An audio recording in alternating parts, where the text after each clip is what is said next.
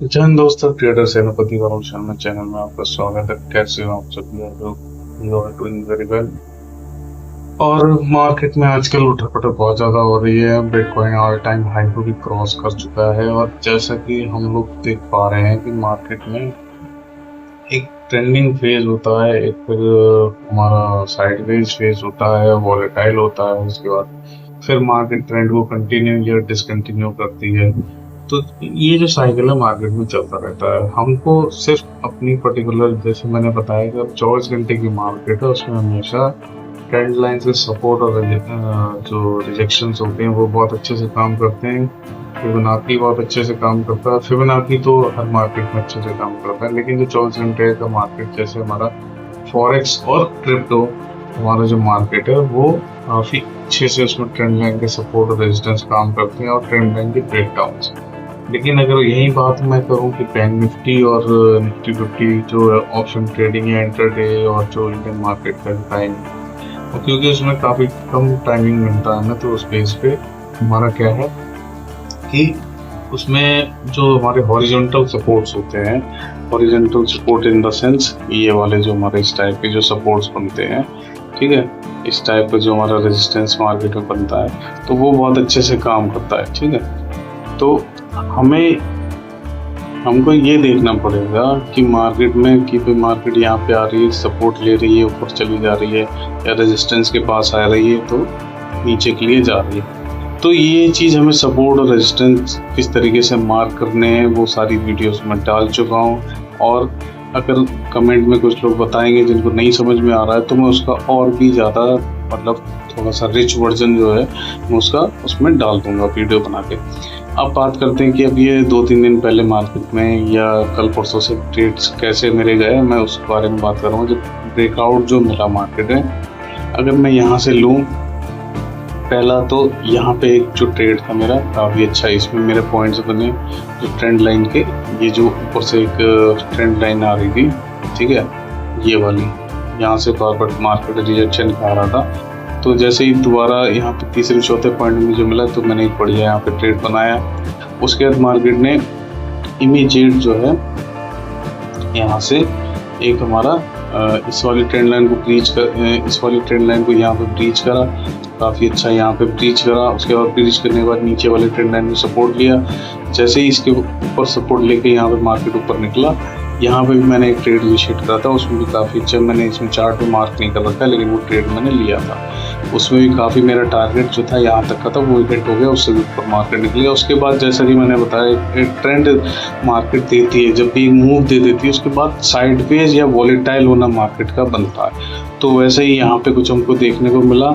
ठीक है, यहाँ पे इस तरीके से मार्केट ने एक मूव दिया, एक कंसोलिडेशन फेज में चलेगी, उसके बाद एक फेक ब्रेकआउट देके मूविंग एवरेज को, कभी ये जो लाइनें आपको दिख रही हैं ये मूविंग एवरेज की लाइनें होती हैं, जैसा मैं अपनी वीडियोस में बता चुका हूँ, इनको कभी भी अवॉइड नहीं करना चाहिए, खासकर जब क्रिप्टो मार्केट या 24 घंटे का जो मार्केट होता है उसमें कभी भी इसको अवॉइड नहीं करना चाहिए। ये ब्रेकडाउन तब सस्टेनेबल होता है, ये तब नीचे जाता है जब ये मूविंग एवरेज की लाइन भी ऐसे करके इसको ऊपर से रिजेक्शन दे रही होती है। ठीक है, लेकिन ये नीचे से आके सपोर्ट दे देती है यहाँ पे ना, ये यहाँ पे सपोर्ट दे दिया। अब ठीक इसी पॉइंट पे देखो मार्केट ने ब्रेक डाउन दिया, इस रेंज का ब्रेक डाउन दिया, और उसके बाद जैसे ही अंदर वापस गया तब मैंने यहाँ पे एंट्री बनाई। बहुत अच्छा यहाँ पे हम उसको पॉइंट्स कैप्चर करने को मिले। आपको देखो यहाँ पे 2600 पॉइंट्स बिटकॉइन में। फिर उसके बाद एक ट्रेंड लाइन में गया। अब ये वाला जो लेवल था इसको ब्रीच करने के लिए यहाँ थोड़ा सा टाइम था। जैसे ही एक ब्रेकआउट मिला, यहाँ पे मैंने क्वांटिटी कम रखी थी क्योंकि मुझे इसमें यहाँ कॉन्फिडेंस नहीं आ रहा था ये इतनी जल्दी इसको ब्रीच कर देगा। लेकिन मार्केट ट्रेंडिंग होती है, तो मैंने क्या बताया, जब मार्केट जिस ट्रेंड में होती है वो रेजिस्टेंस, अगर अप ट्रेंड में है तो रेजिस्टेंस को तोड़ती हुई निकल जाएगी बहुत शार्पली।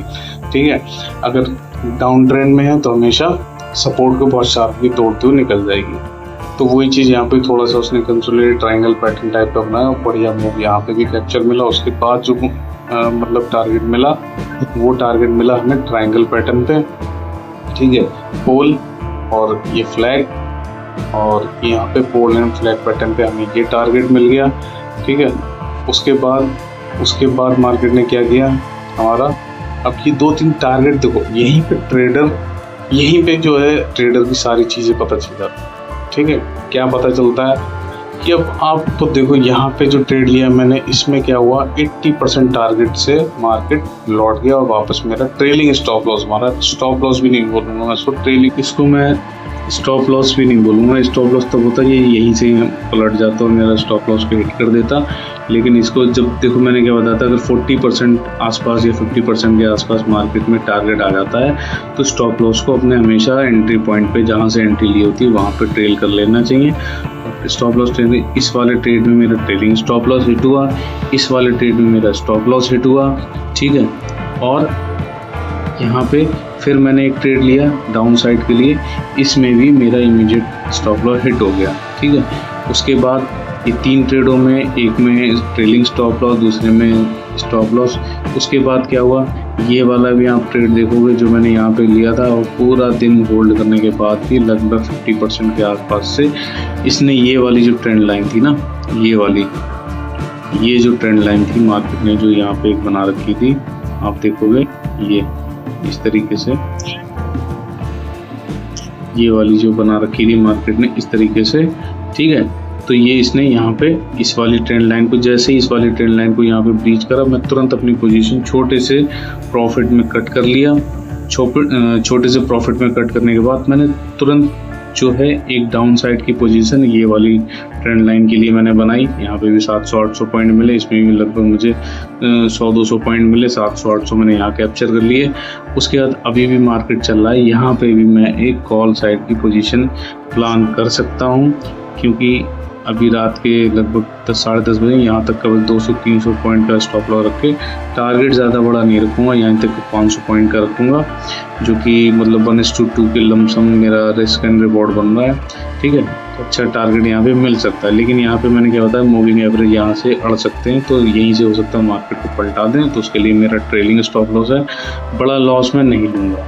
ठीक है, आई होप समझ में आप लोगों को, आई होप आप लोग सारी पॉइंट्स मेरे समझ रहे हो किस तरीके से मैं ट्रेड प्लान करता हूँ हमेशा ट्रेडर की। अब आप खुद देखोगे टारगेट्स आए तो मेरे कितने बड़े बड़े, यहाँ पे 5600 पॉइंट, ठीक है, 2100 पॉइंट, लेकिन जो स्टॉप लॉस मैंने दिए यहाँ पे, ये तो मेरा ट्रेलिंग स्टॉप लॉस चला गया, यहाँ तो कॉस्ट टू कॉस्ट निकल गया, यहाँ पे मेरा 247 पॉइंट का, यहाँ से 275 पॉइंट का। ठीक है, इसमें छोटे से प्रॉफिट में निकला, इसमें 700। ठीक है, तो कितने छोटे छोटे, मतलब मैं ओवरऑल मैंने 500 पॉइंट भी स्टॉप लॉस में नहीं दिए, लेकिन कैप्चर करे तो मैंने लगभग 5 से 6 हज़ार पॉइंट मैंने कैप्चर कर लिए।